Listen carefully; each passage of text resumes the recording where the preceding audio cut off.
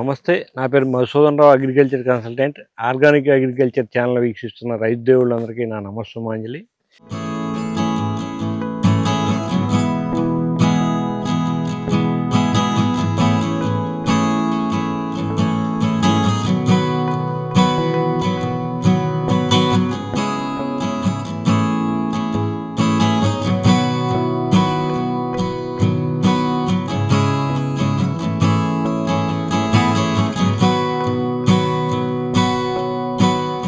ఇప్పుడు మనం సింగరాజపాలెం గ్రామం, నల్లజర్ల మండలం, ఈస్ట్ గోదావరి జిల్లాలో పాకలపాటి శివచంద్రమోహన్ గారి ఫీల్డ్లో ఉన్నాం అనమాట. ఇది మొత్తం 6 సంవత్సరాల మొక్కలు. ఇంటర్ క్రాపింగ్ కింద కొంత కోకో, ఆరికన్నట్టు కూడా వేశారు. కాకపోతే ఇప్పుడు ఈయన వ్యవసాయం అనేది చాలా బాగుంది, పెద్దగా డిఫెక్ట్స్ లేకుండా ఉంది. కానీ కొన్ని చిన్న చిన్న లోపాలు, తర్వాత ఇన్బ్యాలెన్సింగ్ ఆఫ్ ద ఫెర్టిలైజర్ వల్ల కొన్ని ఇది జరుగుతుంది. సరైన దిగుబడులు అంటే సరిపడా రావట్లేదని నేను అనుకుంటున్నాను. మీరు ఇక్కడ చూడొచ్చు, మీరు ఇక్కడ చూడండి, ఆకు ఇరుక్కుపోయి ఉంది. ఇది తీయాలన్నమాట మనం. ఇప్పుడు ఈ గెల కంటే ఈ గెల సైజు పెద్దగా ఉంది, ఫ్రీగా ఉంది కాబట్టి. ఇది ఫ్రీగా లేదు కాబట్టి ఇలాగ ఉంది. నెక్స్ట్ ఇదంతా జింక్ లోపం అనమాట. ఇది ఈ ఎల్లోయింగ్ రావటం అనేది జింక్ లోపం. అలాగే ఈ మట్ట వెనకాల మన ఇదైపోద్ది, మన బ్రౌన్ కలర్లో వస్తుంది అనమాట, రస్ట్ లాగా. ఇది జింక్ లోపం.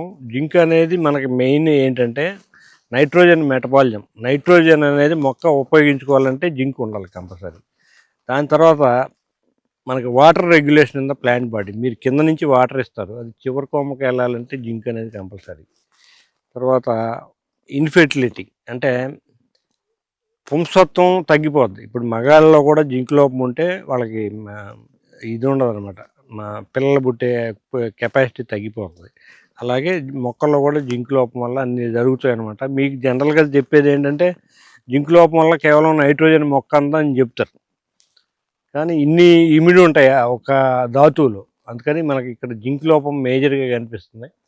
మిగతా లోపాలు కూడా కొద్దిగా ఉన్నాయి, కానీ ఓవరాల్గా అయితే ఇది తోట బాగానే ఉంది. కానీ చిన్నగా ఇప్పుడు ఇక్కడ ఈ 2 ఆకులు మనకు అనవసరం, ఇందులో ఒక ఆకు తీసుకుంటే సరిపోతుంది. అలాగే అక్కడ కూడా చూద్దాం. ఇక్కడ కూడా చాలా ఆకులు కాంపాక్ట్ అవ్వటం వల్ల గెల ఫ్రీగా రావడానికి అవకాశం ఉండదు అనమాట.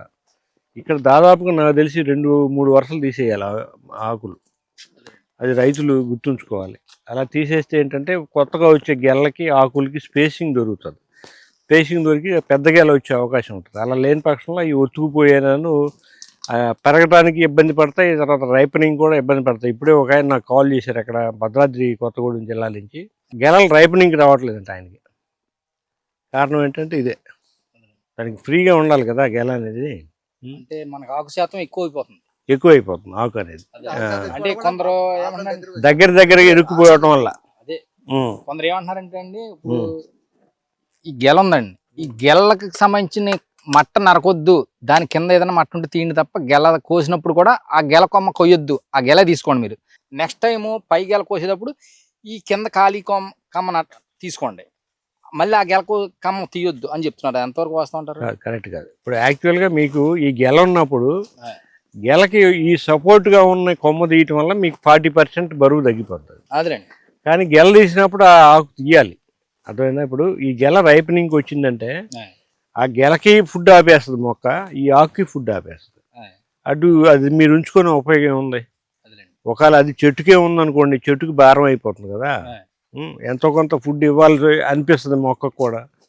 అయితే మీరు తయారైన గెలతో కూడా ఆ గెల కింద కొమ్మ తీయాలి కూడా, అది రూల్ అది. అంతే. ఇప్పుడు మనకి తెలిసి తెలియక చాలామంది రకరకాలుగా చెప్తూ ఉంటారు, కానీ వాస్తవంగా అయితే నేను DBT డిపార్ట్మెంట్ ఆఫ్ బయోటెక్నాలజీ వాళ్ళు 1984లో ఏదైతే ఇచ్చారో అప్పటి నుంచి నేను ఆయిల్ పామ్ ఫాలో అవుతున్నాను. అప్పటి నుంచి మనం చూస్తుంది ఏంటంటే ఇలాగా మంచి ప్రాక్టీసెస్ చేసిన వాళ్ళందరూ తోటలో చాలా బాగున్నాయి, మంచి దిగుబడులు ఉన్నాయి. 14, 15, 16 అలా కూడా వస్తున్నాయి. అలాగని మీకు అంత రావటానికి వాటికి ఇది చేయొద్దు. మనకి 12 టన్నుల యావరేజ్ వస్తే మనకు చక్కగా మనకు పంట పండినట్టు సరిపోద్ది, మన చెట్టుకు కూడా మంచి జరుగుతుంది. అలా కాకుండా మనం ఎక్కువ కాపించాలనుకొని మనం ఇది చేసామనుకోండి, అది ఎక్కువగా అయిన తర్వాత కొన్నాళ్ళకి అది ఇదైపోతుంది. మనకి ఎక్కువగా ఎక్కలేదండి. ఎదర ఫెర్టిలైజర్స్ గట్టా విపరీతంగా వాడి పండించేవాడు 10-12 టన్నులు ఎంత ఇస్తున్నాడో, మన మెన్యూర్ వాడి అదే మన ఈ జీవన ఎరువులు వాడి అదే ఈలింగ్ తీయాలని, అంతేగాని మనం ఏదో చేస్తున్నారు కదా. మన గతంలో 6-7 సంవత్సరాల నుంచి వాడేవాళ్ళు ఉన్నారు, వాళ్ళంతా సేఫ్గానే ఉన్నారు. అందులో మిగతా వాళ్ళందరికీ యావరేజ్ 12 వస్తున్నాయి. ఒక ఆయన మాత్రం 1 సంవత్సరం 14, 1 సంవత్సరం 12 అలా మారుతున్నాయి. ఆయన ఏంటంటే మన ఫెర్టిలైజర్తో పాటు వర్మి కంపోస్ట్ కూడా ఒకటి వాడుకుంటున్నాడు ఆయన. ఇప్పుడు ఆయన మొక్క వయసు 15 సంవత్సరాలు, ఏటా 15 కిలోలు ఇది వేస్తాడు, ఏది వర్మి కంపోస్ట్. అదే మనకి ఆయన నెక్స్ట్ 16 సంవత్సరంకి వెళ్ళిన తర్వాత 16 కేజీలు వర్మి కంపోస్ట్ చేయాలని ఆయన అనుకుంటున్నారు. అది కూడా పెద్ద తప్పు కాదు. దానివల్ల కూడా ఆయన మొక్కలు అయితే సేఫ్గానే ఉన్నాయి. అది కూడా మనం లాస్ట్ మంత్లో కవర్ చేసాం, అది ప్రోగ్రామ్ కూడా వచ్చింది. అది ఇప్పుడు మనం బయట నుంచి పేడ ఎరువు అది కొనుక్కుని తోలుతా ఉన్నాం, లేదంటే మనదే ఏదన్నా వేరే చోట దోళ్ళ పోగొట్టిన పేడ తోలుతున్నాం. అది మొక్కలకి తోలుకోవడం ఎంతవరకు కరెక్ట్ అంటారు? అంటే మన జీవన ఎరువులు వాడతాం కాబట్టి వాడుకోవచ్చు అంటారు అది కూడా?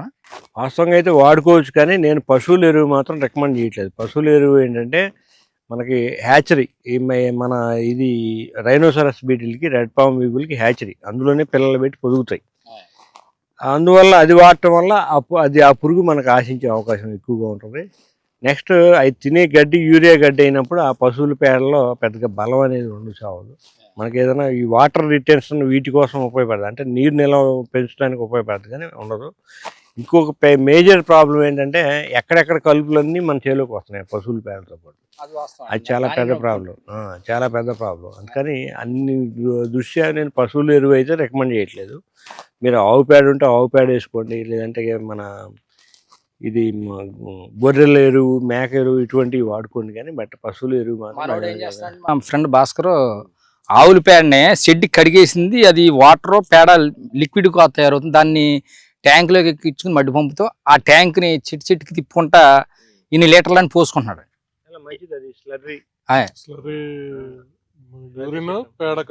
మొత్తం యూరిన్ పేడ ఈ షెడ్ కడిగిన వాటర్.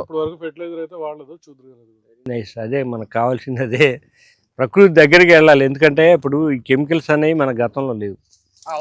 ఎప్పుడైతే కెమికల్స్ స్టార్ట్ అయినాయో జబ్బులు అప్పుడే స్టార్ట్ అయినాయి, భూమి పాడవటం స్టార్ట్ అయింది, పర్యావరణం పాడవటం స్టార్ట్ అయింది.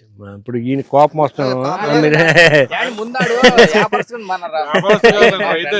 ఓకే, థ్యాంక్ యూ, ధన్యవాదాలు మీకు. ఇప్పుడు మనం ఒక యూరియానో లేదంటే పొటాషియం తీసుకెళ్ళి ఇక్కడ వేస్తాం అనుకోండి, వేసిన దానిలో మనకి దాదాపుగా 25 to 30% ఎవాపరేట్ అవుతుంది, పర్యావరణంలో కలుస్తుంది. అదంతా మొక్క గ్రహించలేదు. పర్యావరణంలో కలగటం వల్ల ఏమవుతుంది, అది ఆ పీల్చిన జనాలంతా ఇబ్బంది పెడతారు. అలాగే నెక్స్ట్ ఈ వాటర్తో పాటు కొంత లీచ్ అవుతుంది, ఒక 20% లీచ్ అవుతుంది, అంటే భూమి అడుగు పొరల్లోకి వెళ్తుంది. దానివల్ల అండర్ గ్రౌండ్ వాటర్ పొల్యూట్ అవుతున్నాయి. నెక్స్ట్ ఇది మనం ఎప్పుడైనా ఫెర్టిలైజర్ వేసిన తర్వాత వర్షం పడి కొట్టుకుపోయింది అనుకోండి, ఈ కాలువలోకి వెళ్తుంది, కాలువ నుంచి నదుల్లోకి వెళ్తుంది. ఆ విధంగా నదులన్నీ పొల్యూట్ అయిపోయినాయి, సముద్రం పొల్యూట్ అయిపోతుంది. చేపలు చచ్చిపోవడం మీరు చాలాసార్లు వినుంటారు. నదుల్లో ఈ చచ్చిపోతున్నాయి, చేపలు చచ్చిపోతున్నాయి, చెరువుల్లో చేపలు చచ్చిపోతున్నాయి. రీజన్ అదేనమాట. సో అందుకని చెప్పి మీరు కెమికల్స్ వాడకుండా ఇప్పుడు మన భూమి 10 కాలాల పాటు ఉండాలంటే కలుమంది కొట్టకపోతే కలుపును అయితే కంట్రోల్ చేయలేకపోతున్నాం. ఎంతైనా కలుమంది కొట్టాల్సి వస్తుంది, మరి అది కెమికలే కదండి. అదే ఇప్పుడు మనకి పురుగు మందు తాగిన పేషెంట్ని డాక్టర్లు బతికించగలరు, కలుపు మందు తాగిన వాళ్ళని ఎవరు బతికించలేదు. ఈ మధ్య ఒక పెద్ద ఉద్యమం కూడా హైదరాబాద్లో స్టార్ట్ అయింది. డాక్టర్స్ మీరు 1 స్పూన్ తాగినా మేము బతికించలేము, కలుపు మందులు బ్యాన్ చేయమని నేను గవర్నమెంట్ డిమాండ్ చేస్తున్నాను. కలుపు మీరు స్లాషరో బ్రష్ కట్టరో వేసి కొట్టు వేసుకోండి. ఇంకోటి, రష్యాలో 25 సంవత్సరాలతో పాటు జరిగిన రీసెర్చ్ ఏంటంటే, మనం ఎప్పుడైతే భూమిని దున్నిన దానివల్ల మనకి భూమిలో ఉన్న సాయిల్ మైక్రోబ్స్ ఎక్స్పోజ్ అవ్వటం, లేదంటే మనకి ఈ ఎండకు పాడవటం, తర్వాత భూమిలో నిల్వ ఉన్న ఫెర్టిలైజర్స్ కొన్ని ఆపరేట్ అయిపోవడం జరుగుతుంది. వాళ్ళు 0 టిల్లేజ్ మెథడ్ అని ఒకటి పెట్టారు. ఆ 0 టిల్లేజ్ మెథడ్లో మీకు దున్నటం కానీ కలుపు ముందు కొట్టడం కానీ ఉండదు.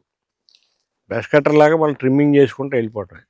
సార్ అదొకటి. నెక్స్ట్ ఇప్పుడు మొక్క మొదలు దున్నకూడదు అంటున్నారు కదా, అసలు పొరపాటును కూడా దున్నకూడదు, పామాయిల్ వరకు దున్నకూడదు. ఆకు ఎంత దూరం ఉంటే, ఇది క్యానోపీ లెవెల్ అంటారు, మీరు ఈ ఆకు ఎంత దూరం ఉంటే అంతవరకు దున్నకూడదు. ఆ మొక్క వయసుని బట్టి, ఒకవేళ చిన్న మొక్క ఎంతవరకు ఉందనుకోండి, ఇక్కడ వరకు దున్నేసి ఆపేయాలన్నమాట. మీరు ఇరిగేషన్ కూడా ఆకు సగం నుంచి బయటికి ఇవ్వాలి, అక్కడే ఉంటాయి మనకి పీచు వేర్లు, ఆహారం తీసుకునేవి, నీరు తీసుకునేవి. మీరు ఇంకా దగ్గరికి ఇచ్చినా కానీ అది వేస్ట్ అయిపోతుంది. అలాగా ఇవన్నీ శాస్త్రంలో నిబిడీకృతమైన అంశాలు అనమాట. అంటే మీరు చెప్పేది మొక్క మొదలు 25% ఉన్న 75% భాగంలో వాటర్ తడమంటారు. అవును. అలా అయితే మనకి ఇచ్చే నీరు కానీ బయటకి ఎక్కువ మీరు ఇచ్చే ఫుడ్ కానీ వాటర్ కానీ బయటకి ఇస్తే అది 100% యూటిలైజ్ అవుతుంది. ఎందుకంటే పీచు వేర్లు అక్కడ ఉంటాయి. వాటి రోల్ ఏంటి, ఆహారాన్ని తీసుకొని మదర్ రూట్కి ఇస్తే అది మళ్ళీ తర్వాత అది విషయం. మీకు చాలా ఈజీగా అర్థం చేసుకున్నారు, సంతోషం. చాలా మంది నాకు శల్య పరీక్ష లాగా చేస్తా ఉంటారు. ఆర్గానిక్ వ్యవసాయం చేస్తా ఉంటారు. సంతోషం. మీ అందరికీ అభినందనలు ఆర్గానిక్ వ్యవసాయంలో ఉన్నందుకు. అలాగే ఇప్పుడు మన ఈయన శివచంద్రమోహన్ గారి దగ్గర ఈ ప్రాబ్లమ్స్ అన్ని సెటిల్ చేసి మళ్ళీ 3 నెలల తర్వాత మళ్ళీ ఇక్కడే కలుద్దాం మనం. ధన్యవాదాలు, నమస్తే. మీరు ఇలాగే రైతులు ఎవరన్నా ఔత్సాహికంగా వస్తే ఇప్పుడు వీళ్ళని చూసినప్పుడు నాకు చాలా ఆనందం వేసింది. చాలా ఇదిగా ఉన్నారు వాళ్ళు. వాళ్ళకి సబ్జెక్టులో కొంత తెలుసుకుని ఉన్నారు. నాకు ఎక్కువ శ్రమ తీసుకోవాల్సిన పని లేదు. మీరు కూడా ఎవరన్నా చేయాలనుకుంటే నన్ను సంప్రదించండి. నా ఫోన్ నెంబర్ 9515322657. నేను 24 hours అందుబాటులో ఉంటాను. ఎందుకంటే నేను ఆయుర్వేద వైద్యం కూడా చేస్తాను. దాదాపు ఆంధ్ర తెలంగాణలో 3000 మంది వరకు పేషెంట్లు నాకు ఉన్నారు. అందుకని ఎప్పుడు నా ఫోన్ ఆపటం అనేది జరగదు అనమాట. ఎప్పుడు కాల్ చేసినా నేను రిప్లై ఇస్తాను. మీరు నన్ను సంప్రదించవచ్చు. ధన్యవాదాలు, నమస్తే.